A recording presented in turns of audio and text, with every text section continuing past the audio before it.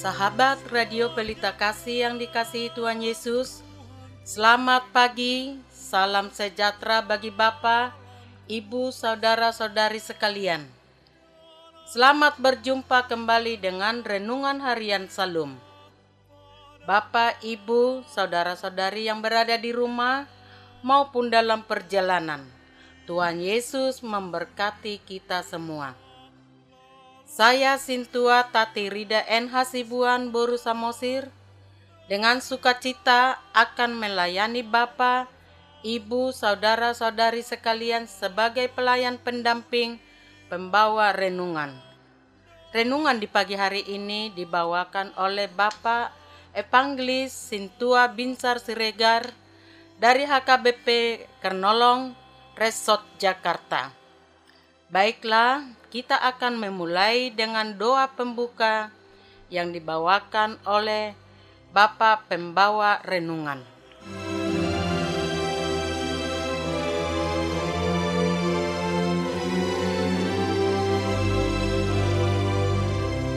Mari kita bersatu di dalam doa.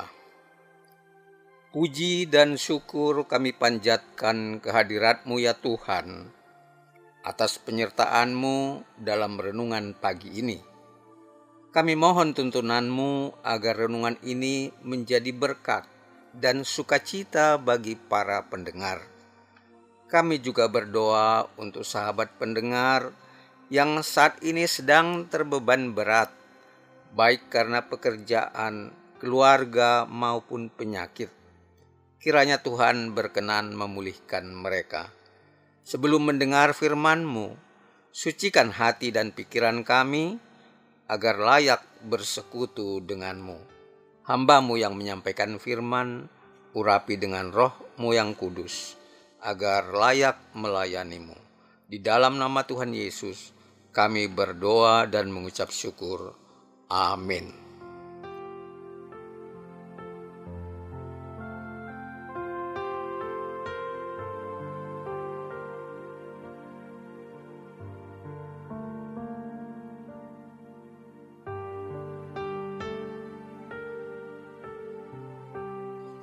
Bapak, Ibu, Saudara-saudari yang dikasihi Tuhan Yesus Kristus, renungan bagi kita di hari ini tertulis dalam kitab Markus pasal 12 dimulai dari ayat 1 hingga ayat 12. Kitab Markus pasal 12 dimulai dari ayat 1 hingga ayat 12.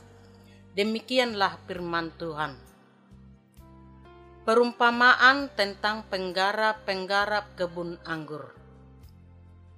Lalu Yesus mulai berbicara kepada mereka dalam perumpamaan. Adalah seorang membuka kebun anggur dan menanam pagar sekelilingnya.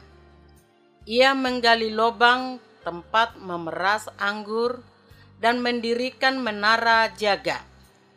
Kemudian ia menyewakan kebun itu kepada penggarap-penggarap, lalu berangkat ke negeri lain. Dan ketika sudah tiba musimnya, ia menyuruh seorang hamba kepada penggarap-penggarap itu untuk menerima sebagian dari hasil kebun itu dari mereka. Tetapi mereka menangkap hamba itu dan memukulnya, lalu menyuruhnya pergi dengan tangan hampa. Kemudian ia menyuruh pula seorang hamba lain kepada mereka. Orang ini mereka pukul sampai luka kepalanya dan sangat mereka permalukan. Lalu ia menyuruh seorang hamba lain lagi, dan orang ini mereka bunuh. Dan banyak lagi yang lain, ada yang mereka pukul, dan ada yang mereka bunuh. Sekarang tinggal hanya satu orang anaknya yang kekasih. Akhirnya ia menyuruh dia kepada mereka. Katanya, anakku akan mereka segani. Tetapi penggarap-penggarap itu berkata seorang kepada yang lain, ia adalah ahli waris. Mari kita bunuh dia, maka warisan ini menjadi milik kita. Mereka menangkapnya dan membunuhnya, lalu melemparkannya keluar kebun anggur itu. Sekarang apa yang akan dilakukan oleh tuan kebun anggur itu? Ia akan datang dan membinasakan penggarap-penggarap itu, lalu mempercayakan kebun anggur itu kepada orang-orang lain. Tidak pernahkah kamu membaca nas ini? Batu yang dibuang oleh tukang-tukang bangunan telah menjadi batu penjuru. Hal itu terjadi dari pihak Tuhan, suatu perbuatan ajaib di mata kita. Lalu mereka berusaha untuk menangkap Yesus karena mereka tahu bahwa merekalah yang dimaksudkannya dengan perumpamaan itu. Tetapi mereka takut kepada orang banyak, jadi mereka pergi dan membiarkan dia. Hingga demikian pembacaan firman Tuhan. Ayat pembimbing adalah dari ayat 10. Tidak pernahkah kamu membaca nas ini? Batu yang dibuang oleh tukang-tukang bangunan telah menjadi batu penjuru.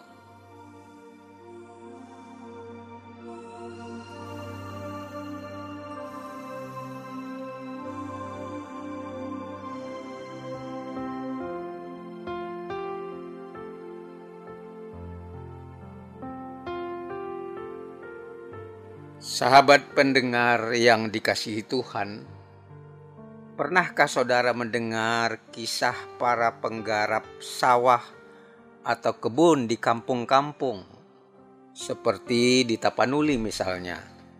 Umumnya para penggarap itu adalah orang-orang yang dipercaya oleh pemilik sawah ataupun kebun itu.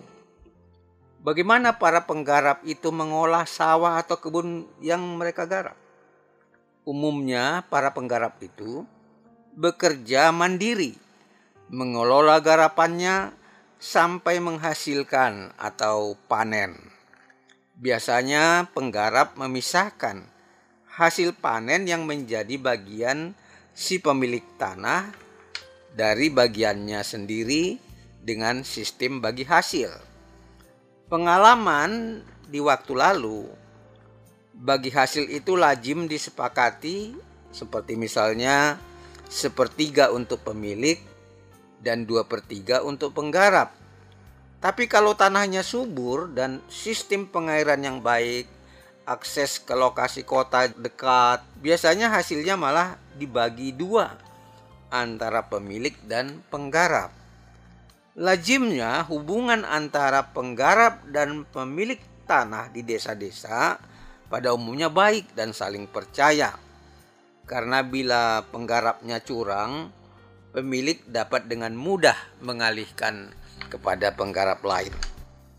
Sahabat pendengar, nats hari ini berbicara tentang perumpamaan Tuhan Yesus mengenai perilaku para penggarap kebun anggur, di mana sebagai penggarap penyewa, mereka harus menyerahkan sewa sebagian hasilnya kepada pemilik kebun. Namun apa yang mereka lakukan dalam cerita perumpamaan ini justru sebaliknya dari yang lazim kita kenal.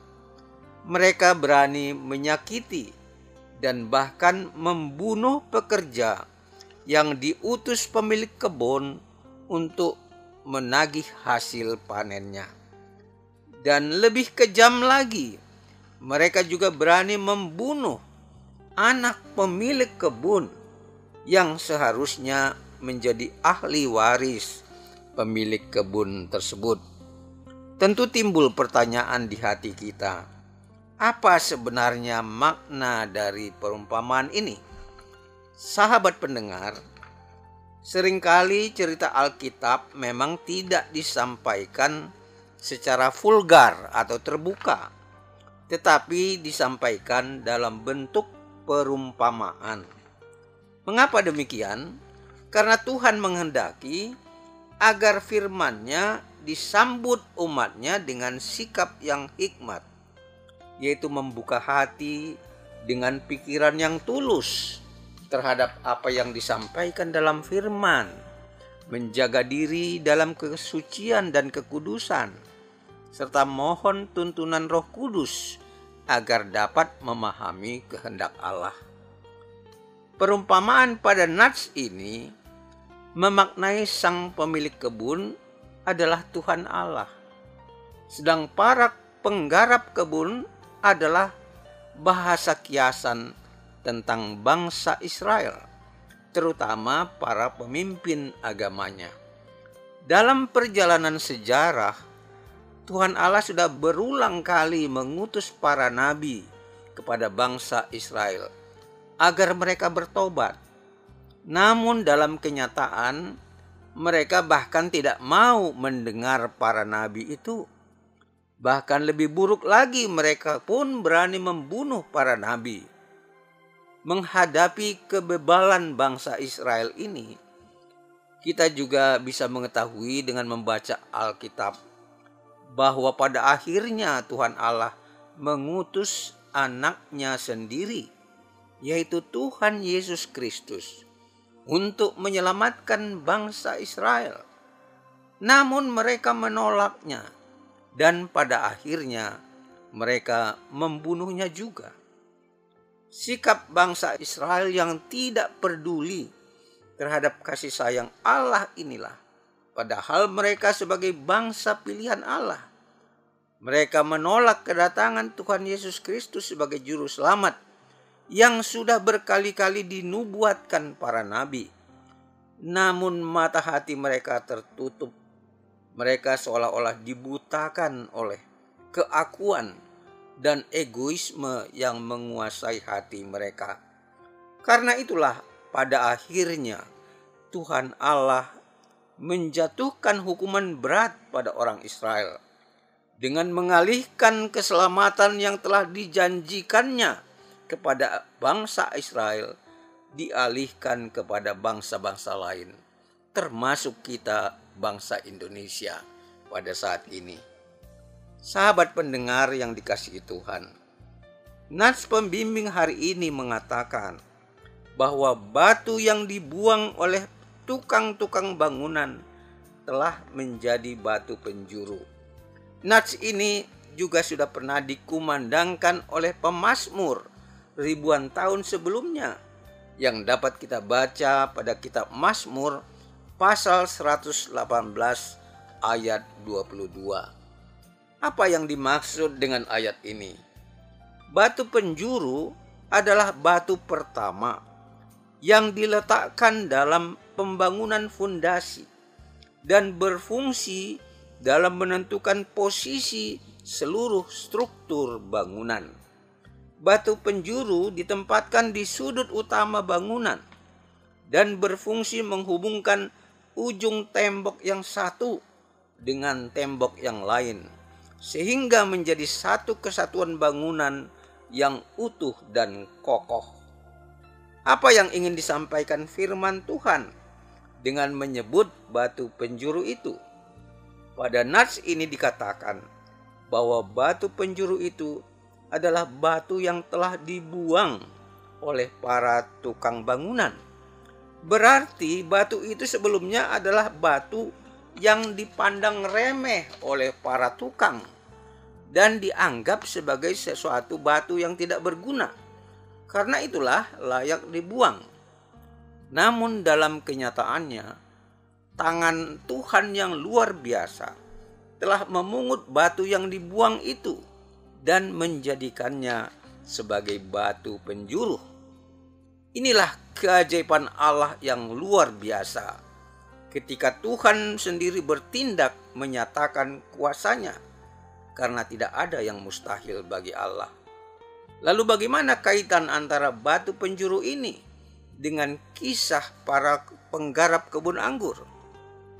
Anak dari pemilik kebun anggur itu, itulah sesungguhnya yang menjadi batu penjuru itu. Dialah anak Allah yang diutus oleh sang Bapa untuk melihat kebun anggurnya yang sedang dikerjakan oleh para penggarap. Namun oleh para penggarap secara sengaja dibunuh demi mendapatkan hak atas kebun anggurnya. Batu penjuru ini adalah gambaran simbolik yang melambangkan makna kedatangan Kristus yang mati dibunuh oleh bangsa Israel untuk kemudian menjadi juru selamat dunia dalam menebus dosa-dosa manusia. Perumpamaan ini ingin mengungkapkan bahwa Kristuslah sebenarnya batu penjuru itu. Dialah batu yang dibuang oleh bangsa Israel yang disimbolkan sebagai penggarap kebun anggur dan membunuhnya di kayu salib.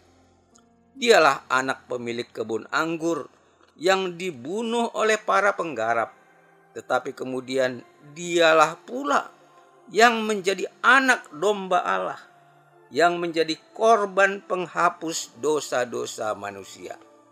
Seperti dikatakan dalam Efesus pasal 2 ayat 20 sampai 22. Kristus adalah batu penjuru umat Allah, yaitu gerejanya yang hadir di tengah-tengah dunia dalam memberitakan kabar keselamatan bagi seluruh umat manusia.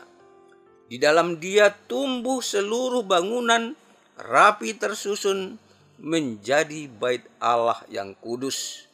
Di dalam Dia juga kita umatnya yang percaya telah turut dibangun menjadi tempat kediaman Allah di dalam roh. Saudara-saudara pendengar, bukankah ini semua adalah karya kasih Allah yang luar biasa bagi umat manusia, sehingga barang siapa yang percaya dan sungguh-sungguh mengikuti kehendaknya akan beroleh keselamatan yang kekal untuk selama-lamanya. Tuhan Yesus memberkati.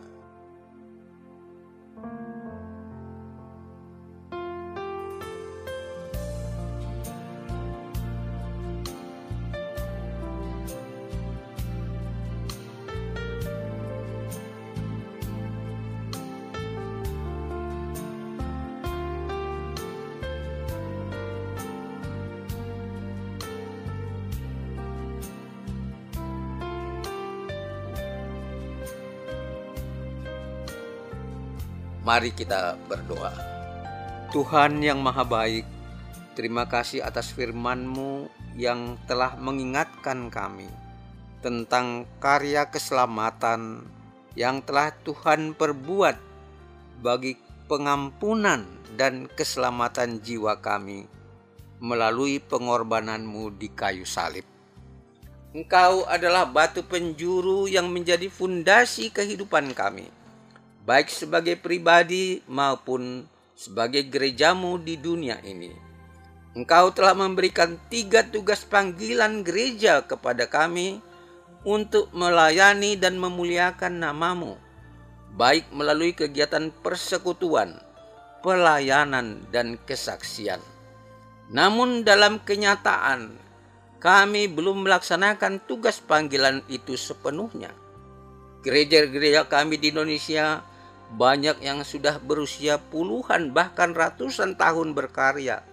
Namun sebagian besar gereja kami masih berkutat dengan masalah persekutuan dan masih sangat kurang terlibat dalam kesaksian dan pelayanan. Karena itu ya Tuhan, kami mohon kehadirat-Mu. Ampunilah gereja-gereja kami atas kelemahan kami itu. Tuntun para pemimpin gereja kami agar lebih fokus dalam mengembangkan pelayanan sosial dan kesaksian, sehingga ketiga tugas panggilan gerejawi itu semakin semarak di dalam pelayanan kami. Posisi kami ibarat pesawat terbang yang akan tinggal landas, tetapi kami hanya sibuk dengan badan pesawat, tetapi lupa membangun sayap kiri dan kanan yang lebar, kuat, dan kokoh agar mampu tinggal landas mewujudkan tugas panggilan kami. Karena itu ya Tuhan, kami mohon mampukanlah gereja-gereja-Mu agar kami memperbaiki kelemahan itu melalui tuntunan Roh-Mu yang kudus, sehingga gereja-gereja kami benar-benar tinggal landas. Terima kasih ya Tuhan, dengarlah doa kami yang kami alaskan hanya di dalam nama Tuhan Yesus. Amin.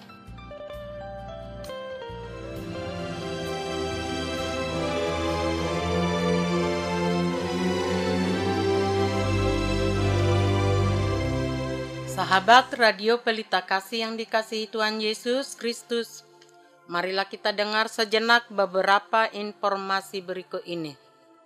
Bila ingin merespon renungan pada pagi hari ini, dapat menghubungi Bapak Evangelis Sintua Binsar Siregar di nomor telepon 0815 8465 7186. Jika sahabat RPK ingin mendengar ulang renungan ini, dapat mendengarkan di kanal YouTube HKBP Kernolong. Dan di kanal yang sama, tersedia renungan setiap malam, mulai pukul 20.00 WIB. Serta bagi yang butuh renungan Salom pada pagi hari, dapat menghubungi Inang Sintua Hotmatiur Tampu Bolon Boru Manurung di nomor HP 0878 7547 8383. Renungan harian Salom ditulis para hamba Tuhan dari berbagai gereja. Untuk saat ini selama pandemi COVID-19 didistribusikan melalui online. HKBP Kernolong memiliki ruang serbaguna dengan kapasitas 350 orang. Bisa dibagi menjadi 100 kursi, 150 kursi, atau 200 kursi. Bagi yang membutuhkan dapat menghubungi 1 Ibu Sinurat di nomor telepon 021 3909 785 atau nomor HP 0813 8614 2835.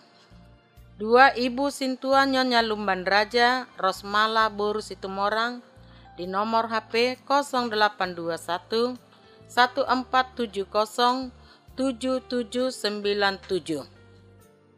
Jam ibadah dan gembala.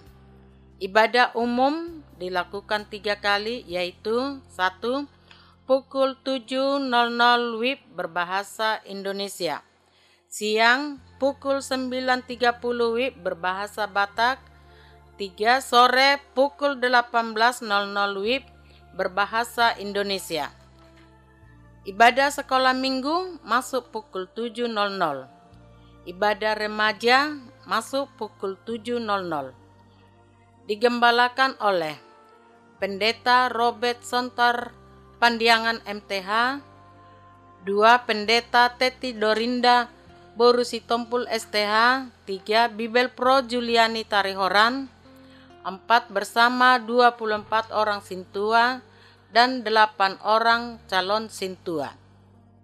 Bagi Anda yang ingin didoakan, dapat menghubungi Inang Sintua Hotmatiur Tampu Bolon Boru Manurung di nomor HP 0878 7547 8383. Segenap pengurus renungan harian Salom menyampaikan salam kasih kepada seluruh pendengar setia dan pendukung acara ini, kepada Jemaat Tuhan Interdenominasi dan seluruh jemaat HKBP dimanapun berada. Kami juga menghimbau kepada seluruh pendengar Radio Pelita Kasih agar senantiasa tetap melakukan protokol kesehatan yang dianjurkan oleh pemerintah. Kiranya Tuhan Yesus senantiasa memberkati kita semua. Amin. Horas.